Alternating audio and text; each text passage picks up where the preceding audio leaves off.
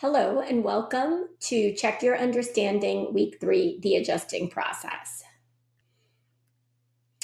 Let's review from our previous Check Your Understanding the difference between cash basis and accrual basis accounting. Cash basis accounting, the revenue is recorded when the cash is received and it is not allowed by GAAP. Accrual basis accounting, the revenue is recorded when earned and expenses are recorded when incurred, often used by most businesses.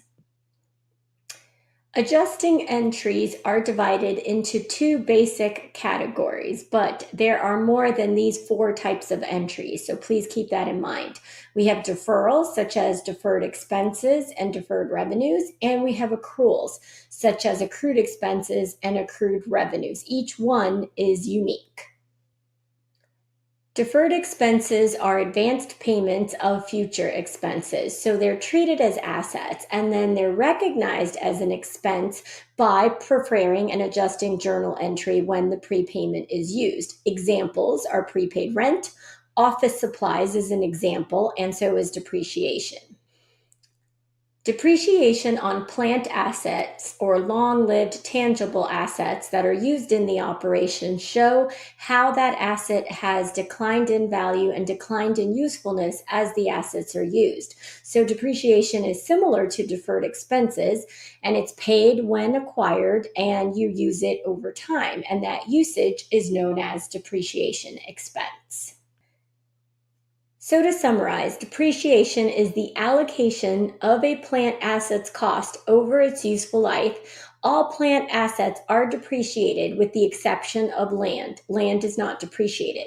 So we have the residual value, which is the expected value of a depreciable asset at the end of its useful life. And the most common method of depreciation is the straight line method, which allocates an equal amount of depreciation each year.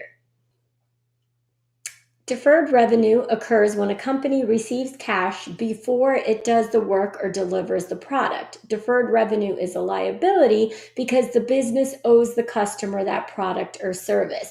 Once the business performs or delivers, then the deferred revenue is converted to earned revenue.